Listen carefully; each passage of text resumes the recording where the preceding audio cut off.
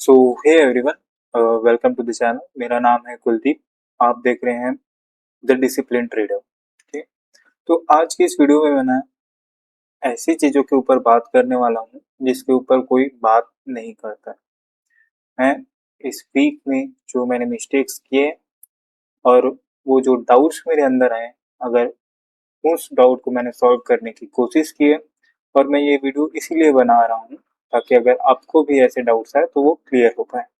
So start करते हैं। तो हमारा एक्सपेक्टेशन क्या रहता है कि प्राइस जो है वो ये वाले ऑर्डर ब्लॉक को टैप करे, उसके बाद यहाँ तक जाए, फिर यहाँ से गिरे। ठीक है, ये हमारा क्या है, बेसिक एक्सपेक्टेशन रहता है मार्केट से कि प्राइस क्या करे, पहले ये वाला ऑर्डर ब्लॉक टैप करे, फिर उसके बाद यहाँ ये वाला ऑर्डर ब्लॉक को जाए। हम लोग जो एक्सपेक्ट कर रहे थे कि प्राइस पहले इस वाले ऑर्डर ब्लॉक से इस वाले ऑर्डर ब्लॉक तक जाए, उसके बाद फिर गिरे। तो ये वाला जो हमारा फॉर्मूला था या ये वाला जो हमारा एक्सपेक्टेशन था वो जो है वो कम्प्लीटली फेल हो जाता है। ठीक है, तो यहाँ पे मिस्टेक्स जो है दो तीन हैं, वो मैं आपको थोड़ा सा बताना चाहूँगा। और कहाँ पे मैंने मिस्टेक किया, कहाँ पे मैंने अंडर एस्टिमेट किया प्राइस को, वो भी मैं आपको बताना चाहूँगा। तो सबसे पहले मैं इसको क्लियर करता हूँ। और अगर हम लोग इसी को थोड़ा सा पहले लेके जाते हैं, ठीक है। अब यहाँ पे मैं डेली टाइम फ्रेम पे जाता हूँ। ठीक, डेली टाइम फ्रेम पे अगर हम लोग देखते हैं कि ये वाला जो इम्पल्स आया है ये कौन से एरिया से आया है, तो अपने को क्या पता चलेगा। ये वाला एरिया, क्या यहाँ पे प्रीवियसली कुछ था क्या जिसने यहाँ पे इम्पैक्ट क्रिएट किया। देखो, ये वाला एक ऑर्डर ब्लॉक था, वो ऑलरेडी टैप्ड था। ये वाला एक छुटकू सा था, मतलब इसी के अंदर है, ये इंगल्फिंग है, तो ये टैप था। यहाँ पे कोई बड़ा, कोई मेजर, कोई ऐसा ऑर्डर ब्लॉक नहीं था जिसने ये वाला इम्पल्स को जो है वो क्रिएट किया था। तो इसका मतलब क्या है कि प्राइस अभी भी जो है वो नीचे जाना चाहता है। ठीक। अब यहाँ पे प्राइस ये वाले ऑर्डर ब्लॉक पे क्यों नहीं आया, प्राइस उसके पहले ही क्यों गिर गया, या फिर प्राइस ने जब ये वाला ऑर्डर ब्लॉक टैप किया तो प्राइस ऊपर क्यों नहीं गया ये वाला ऑर्डर ब्लॉक तक। भाई क्योंकि इतना बड़ा इम्पल्स आया है, ये ऑर्डर ब्लॉक क्रिएट किया, और यहाँ से तो प्राइस को ऊपर जाना चाहिए क्योंकि ऊपर वाला ऑर्डर ब्लॉक भी फिल नहीं हुआ है। तो यही जो है वो कंफ्यूजन जो था वो मेरे माइंड में था, और इसीलिए मेरे जो ट्रेड्स थे उसमें जो है मुझे लॉसेस देखने पड़े। ठीक है, अब मैं आपको एक्सप्लेन करता हूँ कि मैं कहाँ पे जो है वो गलत हो रहा था। ठीक है, तो इसको मैं 4 आवर में करता हूँ तो आप ज़्यादा अच्छे से जो है वो समझ पाओगे। ठीक है, ये 4 आवर का जो है ऑर्डर ब्लॉक, सेम जो डेली का ऑर्डर ब्लॉक है वही, उसी को मैंने रिफाइन किया है। यहाँ पे एक एक्सट्रीम ऑर्डर ब्लॉक है और ये बीच का ऑर्डर ब्लॉक है, और यहीं पे मैं जो था वो कंफ्यूज हो गया था। ठीक है, पहला तो मेरा डायरेक्शन क्लियर नहीं था। मैं सोच रहा था कि प्राइस जो है ये वाला ऑर्डर ब्लॉक को लेने जाएगा। ठीक है, मैं क्या सोच रहा था, प्राइस जो है डेली टाइम फ्रेम का, ये जो डेली टाइम फ्रेम का ऑर्डर ब्लॉक है यहाँ तक प्राइस जाएगा। ठीक है, उसकी वजह से मैं क्या किया, मुझे लगा कि ये एक जस्ट पुल बैक है और यहाँ से एक और नया मूव आएगा जो इसको यहाँ तक लेके जाएगा, और फिर यहाँ से जो है वो सेलिंग होगी। ठीक है, इसके चक्कर में मैंने क्या किया, चलो देखते हैं। जब प्राइस इस लेवल को टैप करके ये वाला जब, देखो यहाँ पे मैंने दो मिस्टेक्स की, उसको भी मैं आपको समझाऊंगा। अभी जो बड़ी कैंडल बनी तो जो है वो न्यूज की कैंडल थी, उसके साथ साथ उसने ये वाला एक पीओआई बनाया था। यहाँ पे ये ऑर्डर ब्लॉक कंफर्म हुआ, इग्नोर कर दिया। क्या किया, इग्नोर कर दिया, और यहीं पे जो है मैं फंसा। मैं गया 1 आवर टाइम फ्रेम पे। ठीक है, 1 आवर टाइम फ्रेम पे अब देखते हैं मैं कहाँ पे फंसा, वो मैं आपको बताना चाहूंगा ताकि आप उस गलती को ना करें। ठीक है, अब मैंने क्या देखा कि भाई ठीक है चलो, ये 4 आवर का ऑर्डर ब्लॉक है। अब यहाँ पे अगर मैं इसको रिफाइन करूं तो भाई 1 आवर का ऑर्डर ब्लॉक तो यहाँ पे है, 1 आवर का ऑर्डर ब्लॉक तो यहाँ पे है, और प्राइस ऊपर जाना चाहते हैं, क्योंकि ये वाला ऑर्डर ब्लॉक अपने को बता रहा है कि प्राइस को ऊपर जाना है, और ये वाला ऑर्डर ब्लॉक टैप नहीं है। यहाँ पे क्या है, ये इम्बैलेंस बचा हुआ है अभी भी फिल होने के लिए, और यहीं पे जो है लॉसेस लगना चालू हो जाते हैं। उसके बाद मैं क्या देखता हूँ, मैं देखता हूँ कि चलो ठीक है, प्राइस को ऊपर जाना है तो ये मैं फिफ्थ जोन ले लिया। फिफ्थ जोन के बाद फिर ये अपना एरिया निकाल लिया। अब देखो यहाँ पे क्या है, ये एक 1 आवर का ऑर्डर ब्लॉक, ठीक है, ये एक 1 आवर का ऑर्डर ब्लॉक। तो मैंने क्या एक्सपेक्ट किया कि प्राइस जो है ये वाला ऑर्डर ब्लॉक पे आए और यहाँ से मैं बाई करूं, और कम से कम यहाँ तक तो टारगेट थी। अगर इसको नीचे भी गिरना है तो यहाँ तक तो जाना पड़ेगा, और यहाँ तक तो टारगेट थे। पर मैंने क्या किया, ऐसा ट्रेड प्लेस किया। अब देखो प्राइस क्या करता है, ठीक है, यहाँ पे क्या किया, प्राइस ने हमारा एसएल ले लिया, ठीक है।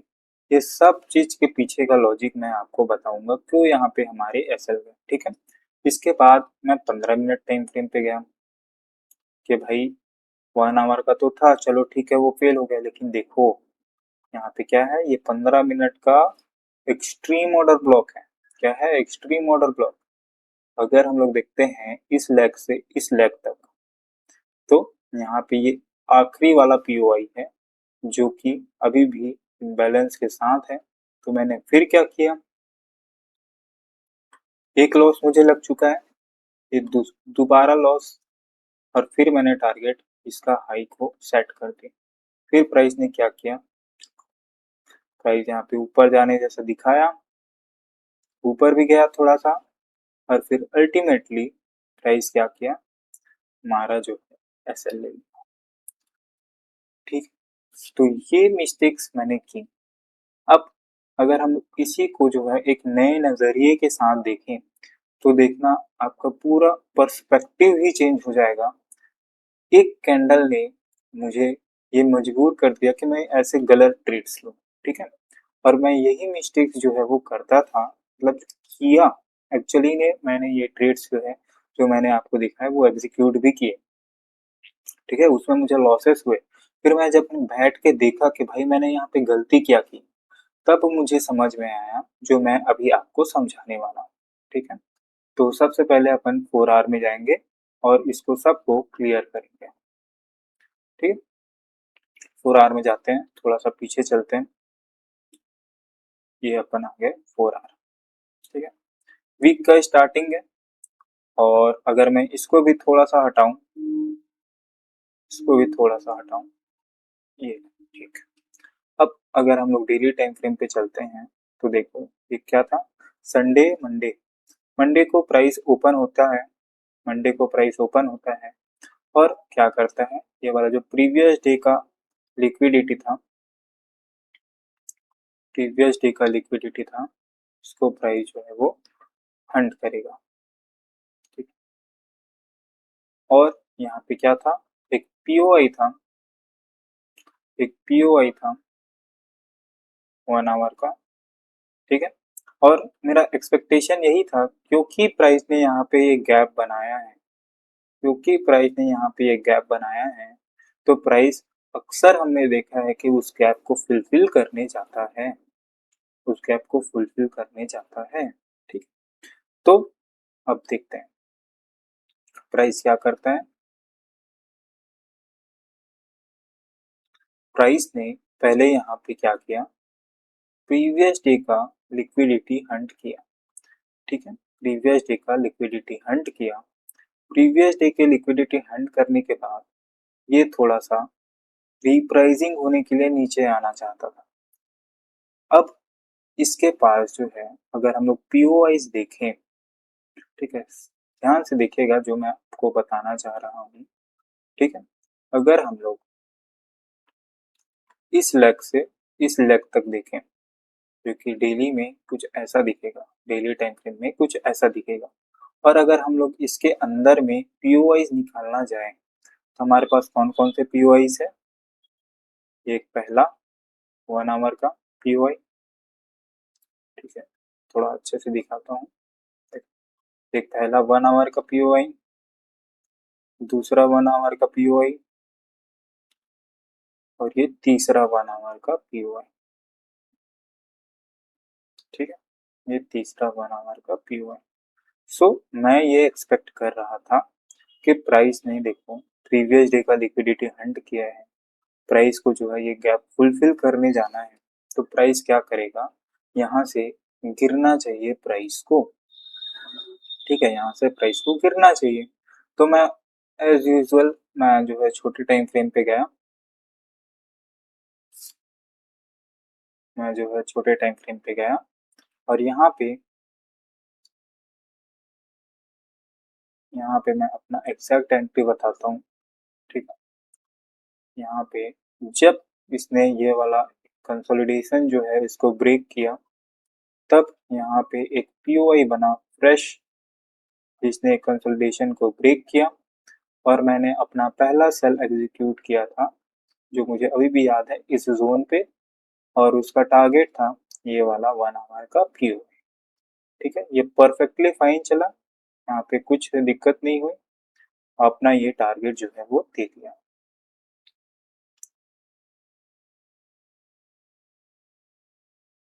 ठीक है, परफेक्ट, कुछ दिक्कत नहीं। अब यहाँ पे कंफ्यूजन फिर से मेरे माइंड में आया कि अगर हम लोग 1 आवर टाइम फ्रेम देखते हैं तो भाई प्राइस को तो नीचे जाना चाहिए, क्या करना चाहिए, प्राइस को नीचे जाना चाहिए। अब प्राइस नीचे कहाँ से जाएगा, ठीक है, प्राइस नीचे कहाँ से जाएगा, तो अब प्राइस ने यहाँ पे क्या किया, प्राइस ने यहाँ पे क्या किया, चलो देखो, प्राइस ने यहाँ पे ये एक 1 आवर का नया फ्रेश पीओआई क्रिएट कर दिया। ठीक है, 1 आवर का फ्रेश नया पीओआई क्रिएट कर दिया।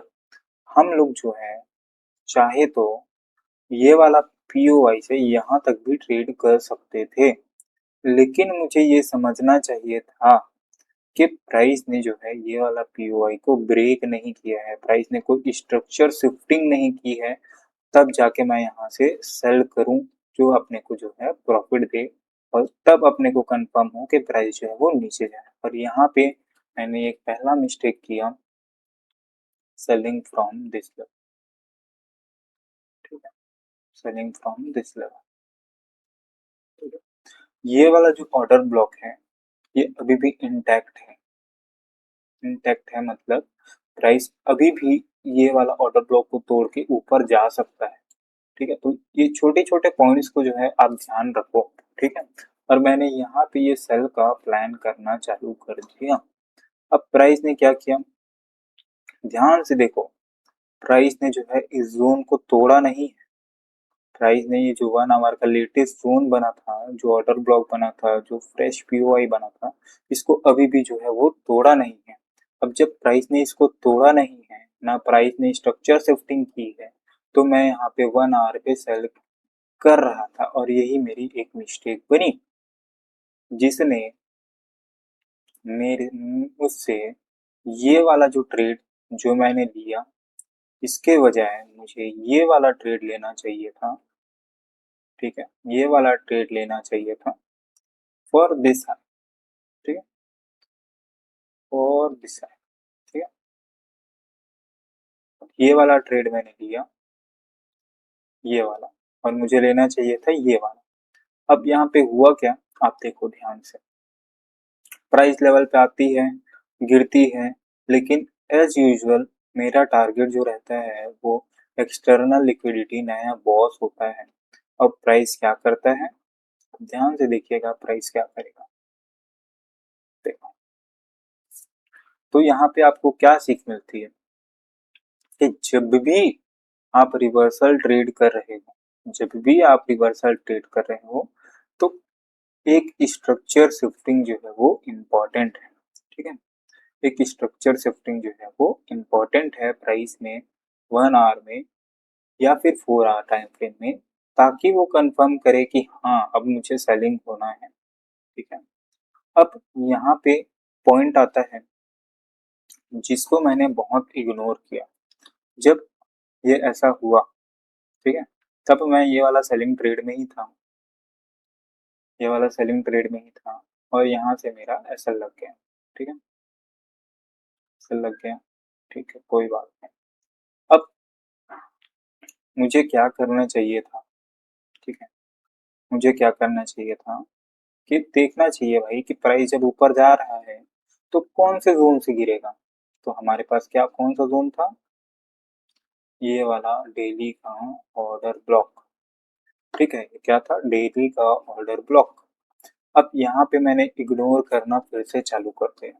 ठीक है, अगर हम लोग देखते हैं तो यहाँ पे ये एफपीजी है। ठीक है, ये डेली का एफपीजी। अगर मैं इसको थोड़ा सा क्लियर करूँ, इसको थोड़ा सा क्लियर मैं करूँ अगर, तो ठीक है, यहाँ पे आप क्लियरली देख सकते हो कि डेली टाइम फ्रेम में यहाँ पे ये एफपीजी है, ऑर्डर ब्लॉक एफपीजी। ठीक है, अगर हम लोग इसको रिफाइन करें, ठीक है, हम लोग अभी डेली टाइम फ्रेम पे है, अगर हम लोग इसको रिफाइन करें तो अगर हम लोग 4 आवर टाइम फ्रेम पे जाते हैं तो 4 आवर टाइम फ्रेम पे अपने को जो है दो जोन्स मिलते हैं। पहला ये वाला एक एक्सट्रीम ऑर्डर ब्लॉक, दूसरा ये वाला मिटिगेशन ब्लॉक। ठीक है, ये वाला एक मिटिगेशन ब्लॉक यहाँ पे। ठीक है, इसको मैं क्लियर करता हूँ। यहाँ पे फिर से कंफ्यूजन होगी आपको या मुझे भी कि प्राइस क्या इस जोन में जाना चाहता है, यहाँ से सेल होना चाहता है, या फिर क्या प्राइस यहाँ से सेल होना चाहता है।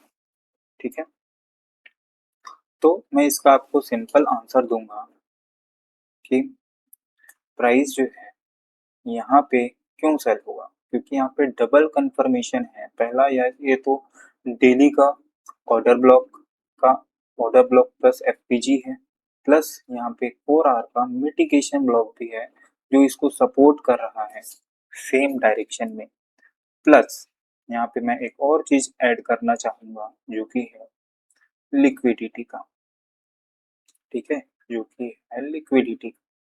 अब यहाँ पे आप ध्यान से देखो, प्राइस ने ये वाला है, ये वाला है, ये दोनों का डे का हाई था, इसका लिक्विडिटी लिया, अपने सेलिंग जोन पे गया, 4 आवर का सेलिंग जोन, मिटिगेशन ब्लॉक, और यहाँ से प्राइस जो है वो अब सेल होना चाहता था, लेकिन मैंने ये जोन को इग्नोर किया और मैंने सिर्फ ये वाला जोन वहां करके रखा था।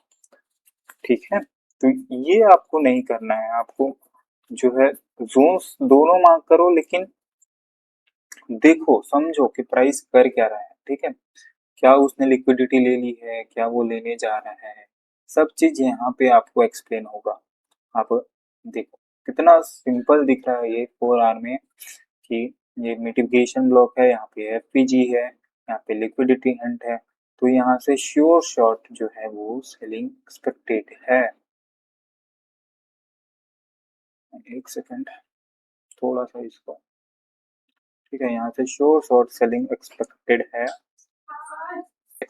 है, और हम लोग ये वाला जो गैप है ये फुलफिल करने का इसके पास सही मौका है। ठीक है, तो ये ट्रेड जो है वो एक्चुअल ट्रेड था। ये वाला जोन टैप नहीं होने जाएगा, ये वाला जोन टैप होने जाएगा। क्यों? क्योंकि यहाँ पे डबल कंफर्मेशन है, मिटिगेशन ब्लॉक प्लस डेली का एफपीजी प्लस यहाँ पे लिक्विडिटी। ठीक है, और इसके बाद क्या होता है आप खुद देखो। ठीक है, आपके सामने है, मैंने कुछ नहीं किया। ठीक है, मैंने सिर्फ आपको एक्सप्लेन करने की कोशिश की है कि प्राइस ने किया और हमने कहाँ पे, हम लोग कहाँ पे फंसते हैं और कैसे हम लोग बच सकते हैं। ठीक है, सिंपल, क्लियर। अब अगर हम लोग डेली टाइम फ्रेम देखते हैं, ठीक है, तो डेली टाइम फ्रेम पे क्या पता चला कि प्राइस जो है ये वाला एफपीजी को टैप किया है, यहाँ से प्राइस जो है वो नीचे आना चाहता है। अब नीचे आना चाहता है, ये वाला लिक्विडिटी लेना चाहता है, मुझे कैसे पता चला? तो भाई अगर हम लोग इसके बड़े टाइम फ्रेम पे जाते हैं, जैसे कि वीकली टाइम फ्रेम,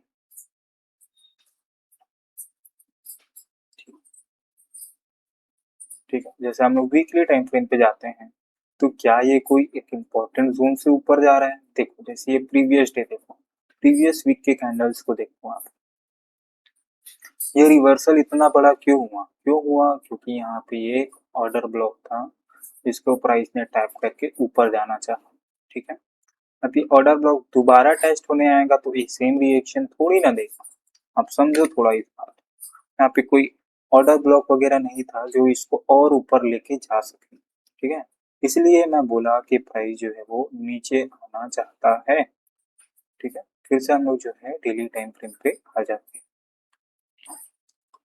ठीक है, फिर से हम लोग आ गए डेली टाइम फ्रेम पे, 4 आवर पे आना चाहूंगा और ये एक हमारा परफेक्ट सेटअप हो सकता था इस दिन के लिए। ठीक है, क्लियर?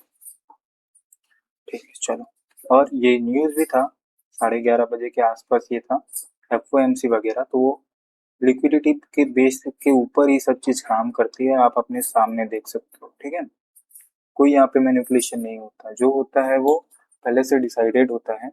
अब यहाँ पे देखो प्राइस खुद बता रहा है कि प्राइस ने यहाँ पे देखो ये स्ट्रक्चर शिफ्टिंग यहाँ पे कर दी। क्या कर दिया है? स्ट्रक्चर शिफ्टिंग यहाँ पे कर दिया है।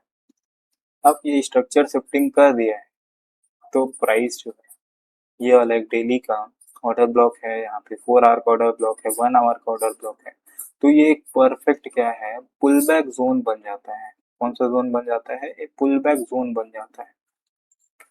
अगर मैं इसको मार्क करूं, टेक्स्ट पुल बैक।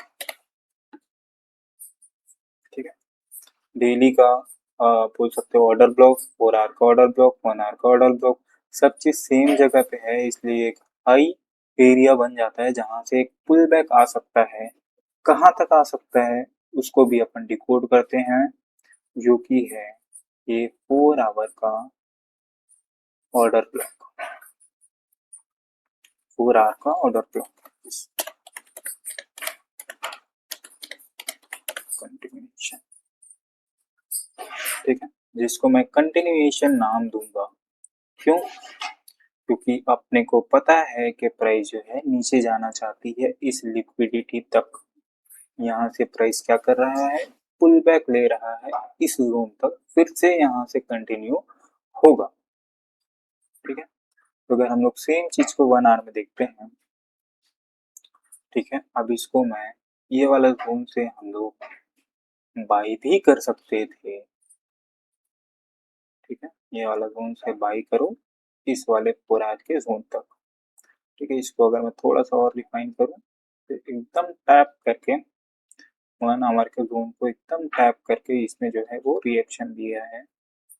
तो यहाँ से हमारा सेलिंग, यहाँ से हमारा बाइंग, देखो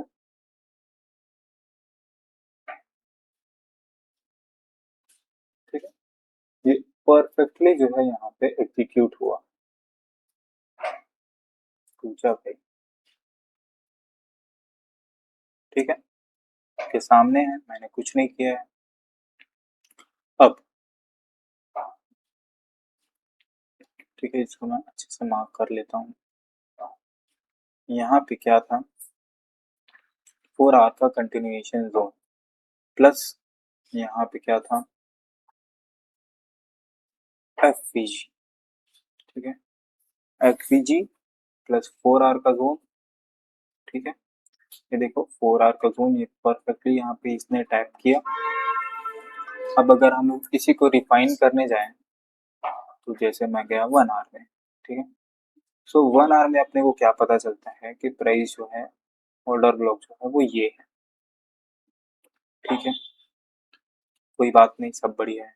लेकिन अगर हम लोग और छोटे टाइम फ्रेम पे आते हैं, जैसे कि 15 मिनट, 15 मिनट टाइम फ्रेम पे अगर हम लोग आते हैं तो हम लोग क्या देखते हैं?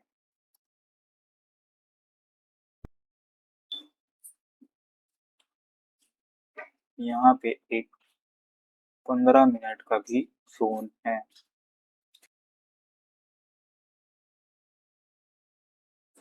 और ये अपने को जो है कंफर्म कर देता है कि हाँ, ये 4 आवर का जोन को टैप कर चुका है।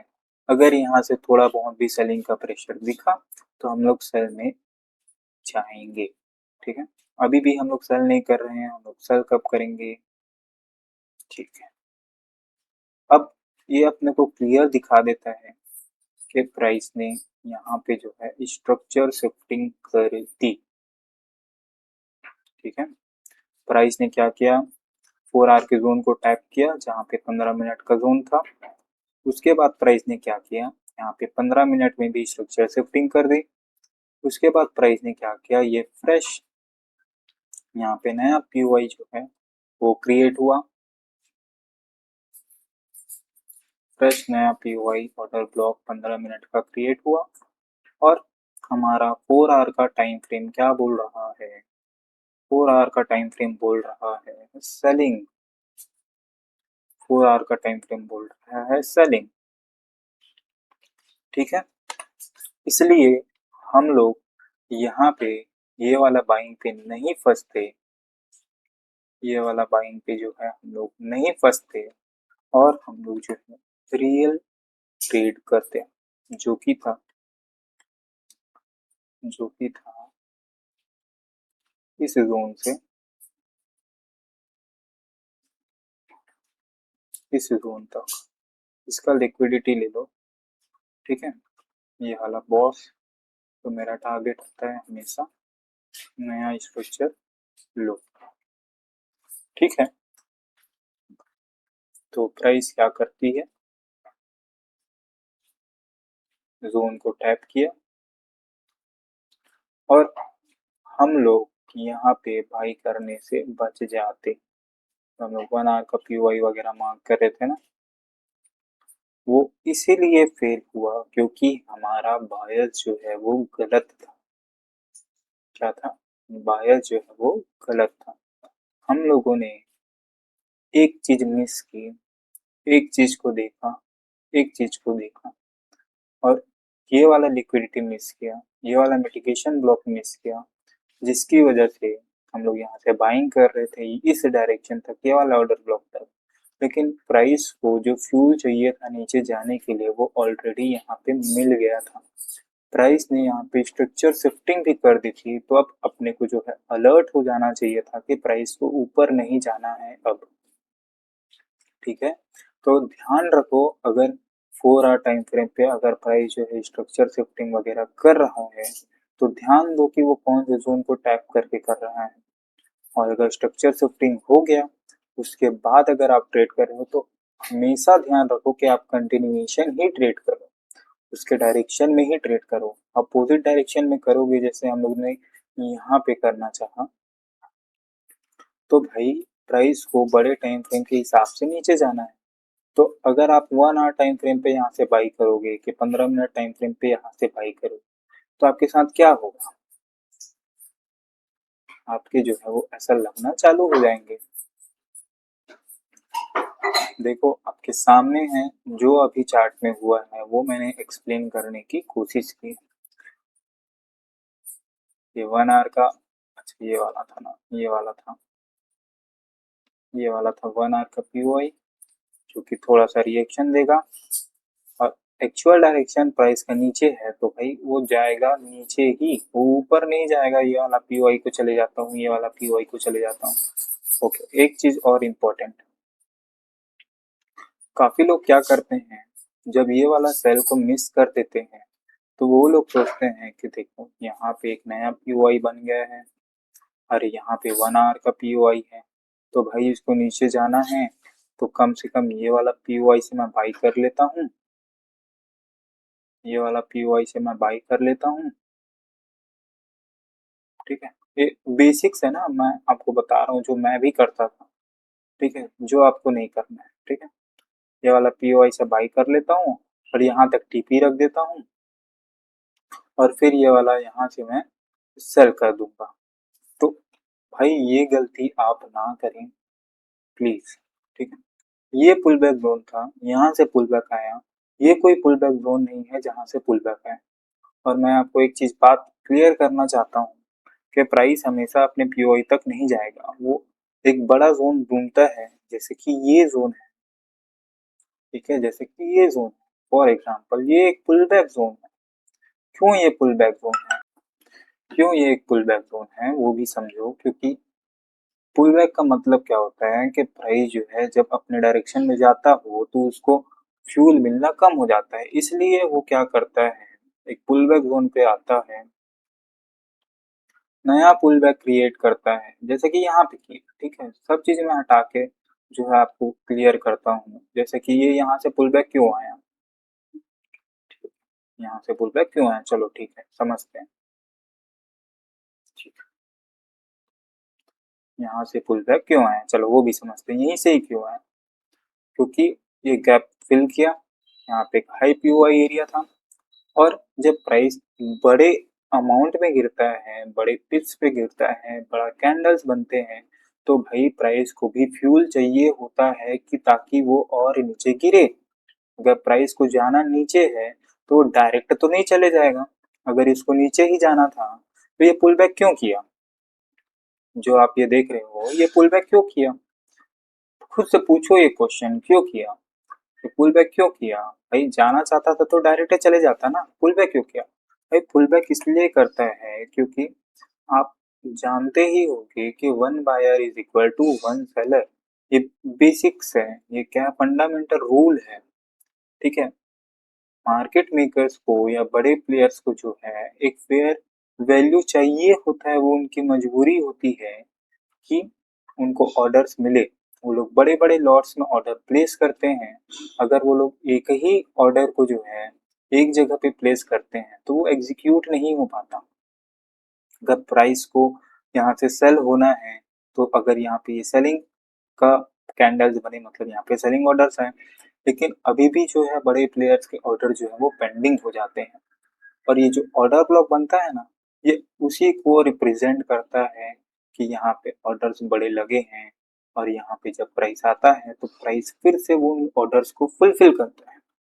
अब ये पुल बैक क्यों आया यहाँ तक, क्योंकि हमारे तुम्हारे जैसे जितने भी रिटेल ट्रेडर्स हैं वो लोग क्या करेंगे, जैसे मैंने यहाँ पे बाइंग करना सोचा तो यहाँ पे एसएल प्लेस करेंगे, यहाँ पे एसएल प्लेस करेंगे, यहाँ पे एसएल प्लेस करेंगे, और ये सारे एसएल जो है वो सेलिंग ऑर्डर्स में जो है जैसे ही आप काटते जाओगे, बाई करो उसको काटोगे तो वो ऑलरेडी सेल ऑर्डर्स क्रिएट हो जाता है। ठीक है, आप बाई कर रहे हो तभी तो वो लोग सेल कर रहे हैं।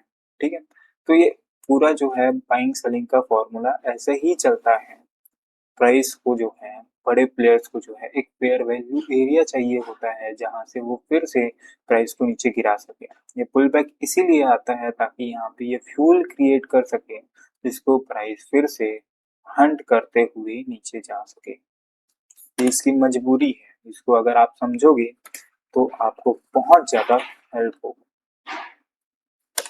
ठीक है, समझ में आया ये पुल बैक क्यों हुआ, ये पुल बैक इसीलिए हुआ ताकि यहाँ पे जो है बड़े प्लेयर्स को एक फेयर वैल्यू एरिया मिल सके, यहाँ पे जो लोग बाई किए हैं उनकी वजह से जब वो लोग सेल करेंगे तो उनको जो बाइंग ऑर्डर्स है, जब वो सेल करेंगे तो बाइंग ऑर्डर सेलिंग ऑर्डर्स में कन्वर्ट हो सके और फिर वहां से एक्चुअल मूव आ सके।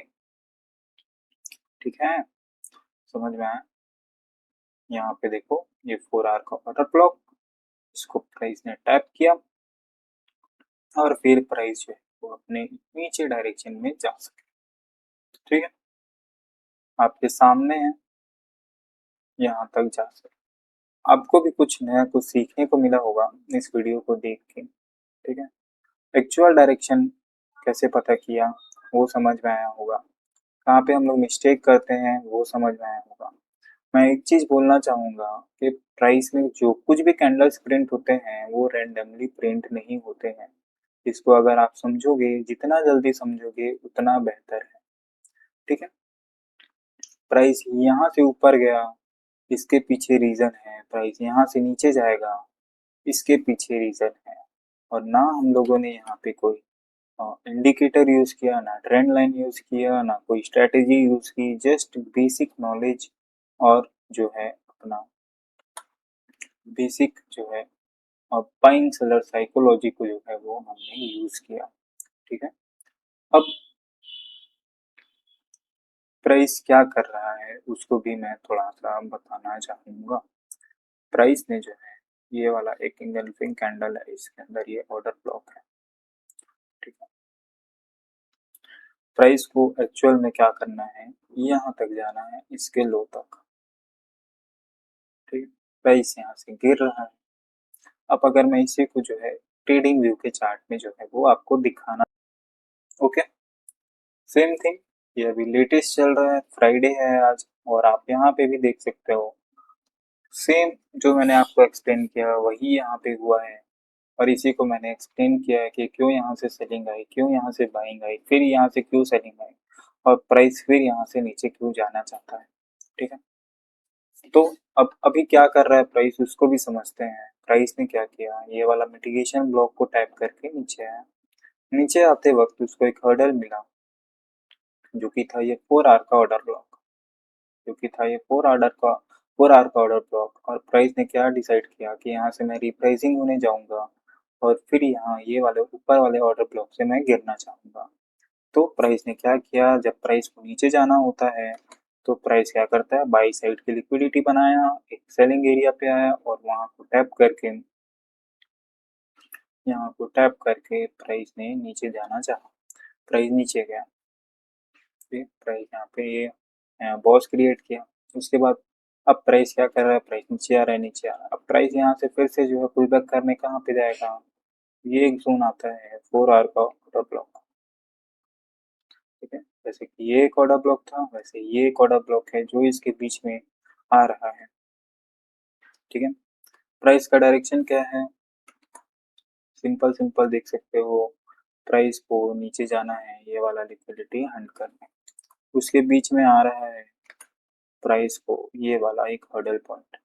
अगर हम लोग इसको 1 आवर में देखते हैं, ठीक है, सेम थिंग मैं एक्सप्लेन कर रहा हूँ जो मैं भी आपको किया। ठीक है, सेम थिंग अगर मैं यहाँ पे आपको दिखाऊं तो ये 1 आवर का ऑर्डर ब्लॉक है। ठीक है, अब ये वाला कंटिन्यूशन पॉइंट था, 4 आवर पे ही अच्छा था। ठीक है, 4 आवर पे समझते। अब प्राइस जो है ये एक पुल बैक पॉइंट है, जैसे कि ये एक पुल बैक पॉइंट था, इसको मैं मार्क करता हूँ,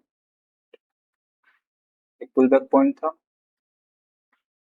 ये पुल बैक पॉइंट है। ठीक है, बीच में आ रहा है, ये हर्डल बन रहा है, प्राइस को नीचे जाने से रोक रहा है। तो प्राइस क्या करेगा, इस पुल बैक पॉइंट को टैप करके बाइंग देगा। बाइंग कहाँ तक देगा, कंटिन्यूएशन जोन तक। तो अगर हम लोग देखते हैं, ध्यान से देखो, अगर हम लोग इस जोन से इस जोन तक देखते हैं तो लास्ट पीओआई कौन सा दिख रहा है आप, ठीक, इस जोन से इस लेग से इस लेग तक अगर हम लोग देखते हैं तो लास्ट पीओआई कौन सा है, आपके सामने है, ये 4 आवर का ऑर्डर ब्लॉक और ये एफपीजी। ठीक है, 4 आवर का ऑर्डर ब्लॉक एफपीजी। अगर हम लोग सेम चीज को थोड़ा सा रिफाइन करें, जैसे कि 1 आवर के लिए, ठीक है, 1 आवर पे हमने रिफाइन किया, अगर मैं इस 1 आवर के ऑर्डर ब्लॉक को रिफाइन करूं तो कुछ ये ऐसा हो जाएगा, और ये वाला ऑर्डर ब्लॉक को मैं रिफाइन करूं तो कुछ ऐसा हो जाएगा, लास्ट की ओवर। ठीक है, pull back point, continuation point. ठीक है, तो हम लोग क्या एक्सपेक्ट कर सकते हैं, प्राइस इस पुल बैक पॉइंट पे आए, यहाँ पे टाइम पास करे, एक स्ट्रक्चर शिफ्ट दे वाला कंटिन्यूएशन तक, और हमारा डायरेक्शन क्लियर है कि प्राइस को जो है नीचे जाना है ये वाला लिक्विडिटी हैंड करने के लिए। तो यहाँ पे फिर से जब प्राइस ने यहाँ पे जब स्ट्रक्चर शिफ्ट करेगा तो फिर हम लोग यहाँ से सर्व कर देंगे। ठीक, तो एक चीज जो है वो मैं आपको बोलूंगा कि उस पर आप काम करो, उसको आप पक्का करो, जो कि है बायस। ठीक है, बायस जो है वो बहुत जरूरी है। ठीक है, सब चीज आप कर लोगे, बाइंग सेलिंग आप कर लोगे, लेकिन अगर आपने बायस जो है वो गलत मार्क किया, जैसे कि मैंने मार्क किया था कि बायस ऊपर की तरफ है, ये वाला आ गया, हाँ, ये वाला ऑर्डर ब्लॉक तक है। ठीक है, और ये वाला मिटिगेशन ब्लॉक को मैं भूल गया, जिसकी वजह से मैंने क्या किया, ये मिस्टेक्स की कि मैंने जब यहाँ से आया तो यहाँ से जो है बाई करना चाहो, ठीक है। तो अगर आप बायस पे ध्यान दोगे तो बायस आपको बता देगा, साथ ही साथ आपको जो है कंफर्मेशंस भी मिलते हैं, जैसे कि यहाँ पे 4 आर पे, जैसे कि यहाँ पे 4 आर पे ये स्ट्रक्चर शिफ्टिंग हुआ तो एक क्लियर कंफर्मेशन था कि एक डिस्प्लेसमेंट है। डिस्प्लेसमेंट के बाद आता है पुल बैक, पुल बैक आएगा कंटिन्यूएशन जोन तक, कंटिन्यूएशन जोन टैप हुआ, फिर आएगा कंटिन्यूएशन। ठीक है, ये फेजेस होते हैं मार्केट के, displacement, pull back, continuation zone, tap and continuation.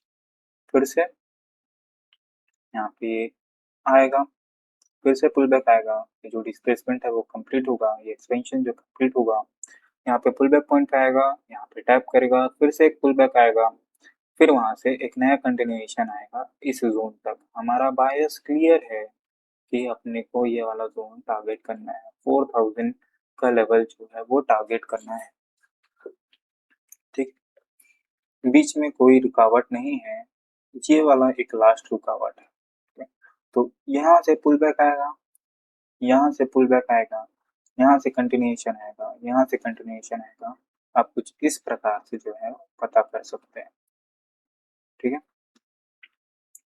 तो काफी लंबा वीडियो ये बन गया है, ठीक है। अगर आपको थोड़ी सी भी हेल्प मिली होगी तो आप इस चैनल को जो है वो सब्सक्राइब कर सकते हैं। और अगर आप यहाँ तक लास्ट तक देख रहे हैं तो भाई आप एक अच्छे ट्रेडर बनने वाले हो, ज़्यादा टाइम आपको नहीं लगेगा। अगर आप ऐसे ही सीखने पे फोकस करोगे ना तो आप ज़रूर एक अच्छे ट्रेडर होंगे। तो मैं खुद सीखने पे ज़्यादा फोकस कर रहा हूँ, ठीक है। क्यों यहाँ से गिरा, कैसे यहाँ से नहीं गिरा, यहाँ से ही क्यों गिरा, यहाँ पे क्या था, समझने का कोशिश कर रहा हूँ, ठीक है, ना कि कोई रैंडम स्ट्रैटेजी जो है वो मैं लगा रहा हूँ, ठीक है। सो यहीं पे एंड करते हैं इस वीडियो को और मिलते हैं अगले वीडियो में, ठीक है। ओके, सभी को टाटा, सभी को goodbye, good night and see you in the next video.